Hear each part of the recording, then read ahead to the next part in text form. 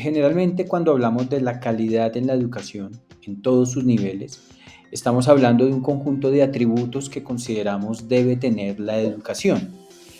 Estos atributos hacen referencia al menos a tres factores o tres elementos. Uno, nos lleva a pensar que el concepto de calidad siempre tiene múltiples dimensiones, es decir, que no hay una sola forma de entender la calidad. Por eso decimos que la calidad es un concepto multidimensional. Decimos que la calidad tiene que ver también con un concepto contextual, es decir, la calidad tiene sentido en un contexto específico, de acuerdo con los países, de acuerdo con los territorios, y finalmente la calidad se referencia también a una dimensión de poder, es decir, qué valores queremos proyectar desde la educación hacia la sociedad y cómo esos valores se imponen a otros valores que podrían tener también las sociedades. Por eso, cuando hablamos de calidad, entonces hablamos de un concepto multidimensional, contextual y de poder alrededor de los atributos que consideramos debe tener la educación. Bueno, cuando hablamos de la educación superior en Colombia, digamos que en términos formales y legales, tenemos como dos momentos para hablar de la calidad.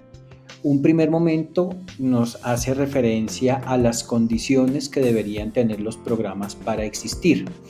Esto es lo que comúnmente llaman o se llama el registro calificado de los programas, en donde se evalúa todo un conjunto de condiciones que reunidas razonablemente nos pueden llevar a pensar que la educación que allí se ofrece es de calidad. Entonces, ese es un primer momento, el momento de los registros calificados, que son de obligatorio cumplimiento por parte de las instituciones de educación superior para efectivamente ofrecer los programas.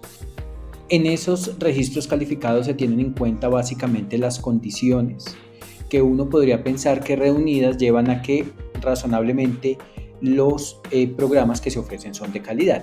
¿Qué son las condiciones? Se miran aspectos de infraestructura, se miran aspectos de planta docente, se miran aspectos de bienestar para las y los estudiantes, se miran ciertos elementos en términos de la estabilidad que han tenido los programas, etc.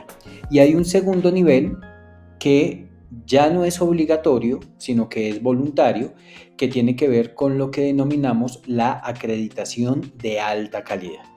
Entonces, registros calificados nos habla de unas condiciones básicas o mínimas, si ustedes lo quieren, de calidad, que nos lleva a pensar que los programas que se ofrecen responden a unos mínimos atributos que deberían tener para ser ofrecidos.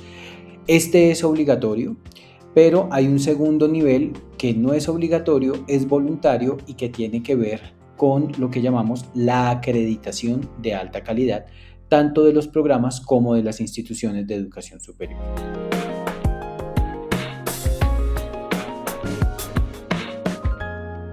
La alta calidad tiene como tres niveles de desagregación, por llamarlo así. Cuando hablamos de calidad o de alta calidad, hablamos de 12 factores fundamentales. Si uno quisiera plantearlos, son como los 12 pilares sobre los que se edifica la educación de alta calidad. En esos pilares aparece, por ejemplo, los temas de la planta docente. En esos pilares aparece, por ejemplo, el tratamiento que se da o el diálogo que siguen manteniendo las instituciones de educación superior con sus egresados. Tiene que ver con la percepción que tienen las y los estudiantes sobre el proceso educativo. Tiene que ver con temas de infraestructura. Tiene que ver con temas de infraestructura tecnológica también. Tiene que ver con aspectos en los cuales la universidad define su proyecto educativo, su misión, su visión y la manera como esa misión o esa visión se le puede hacer seguimiento y definir los principios de planeación al interior de las universidades. Tiene que ver con otros factores asociados a los procesos de enseñanza-aprendizaje, etc. Entonces allí tenemos 12 factores. Esos factores a su vez se desagregan en 48 características que deberían tener cada uno de estos factores. Entonces un poco es como la guía desagregada que ofrece el Consejo Nacional de Acreditación para saber qué deberíamos tener en cuenta en cada uno de esos 12 factores. Y adicionalmente, entonces vamos desagregando, tenemos los 12 factores, tenemos 48 características y hay 104 aspectos puntuales a evaluar. que están reunidos en estas características y en los factores que he mencionado. Sobre esos 104 aspectos tienen que rendir cuentas las instituciones de educación superior y los programas académicos para ser catalogados como programas de alta calidad. Entonces ahí dicen efectivamente, tenemos que tener una percepción clara de los estudiantes frente a los profesores, tenemos que tener una percepción clara de los egresados frente al impacto que se está generando en la sociedad, tenemos que ver, por ejemplo, aspectos o una visión de los aspectos salariales que, por ejemplo, puedan tener los egresados, etc. La alta calidad tiene un costo. Sí, y esto es muy importante evaluarlo, por ejemplo, en términos de las universidades públicas, alrededor de los procesos de desfinanciación que sufren las universidades públicas. Un costo que se manifiesta, por ejemplo, en que los criterios de alta calidad se evalúan los temas de la infraestructura, por ejemplo, y se evalúa que esa infraestructura esté acorde para remover, por ejemplo, barreras de acceso para las personas que tienen algún tipo de discapacidad. Eso tiene un valor, pero también, por ejemplo, dentro de los factores se evalúa lo relacionado con los profesores y las profesoras. Allí se evalúa que los profesores y profesoras puedan desarrollar una carrera estable vinculada a temas de investigación, de extensión, de enseñanza también, que tengan posibilidades también de una formación permanente, que tengan incentivos adecuados para llevar a cabo su función, que tengan las posibilidades de promoción dentro de la carrera docente. Esto implica necesariamente costos también que son importantes para las universidades. También aparecen elementos para las y los estudiantes asociados con temas de bienestar, por ejemplo, y en general con los aspectos relacionados con el proceso educativo. Las y los estudiantes, dentro de todos estos factores, se evalúan también en términos no únicamente del proceso educativo como tal, sino algo que ha generado muchas discusiones, los resultados de aprendizaje que tienen esos estudiantes y esas estudiantes. Todo este proceso significa costos, digamos, para no ponerlo en términos negativos, como puede decirse costos, significa grandes inversiones.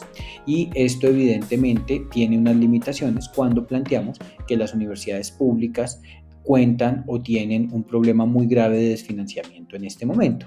Entonces, claro, la calidad vale, y eso lo que muestra al final es cuál es el compromiso que tiene la sociedad en términos de canalizar los recursos adecuados para que la educación que se imparte, en este caso en la educación superior, sea de calidad en términos de unas condiciones, pero también sea de alta calidad en términos de los factores, de las características y de los aspectos que hemos hablado.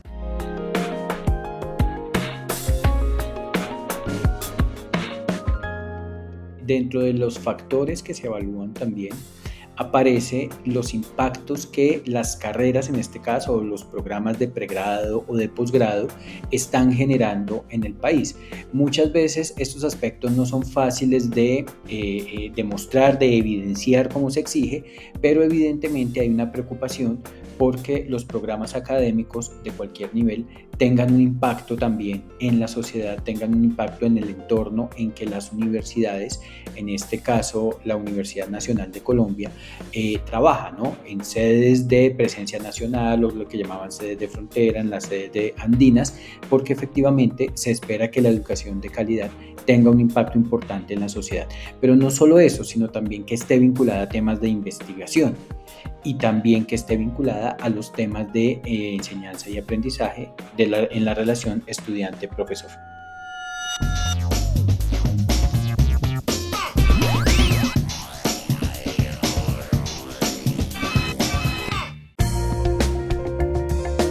Universidad Nacional de Colombia, proyecto cultural, científico y colectivo de nación.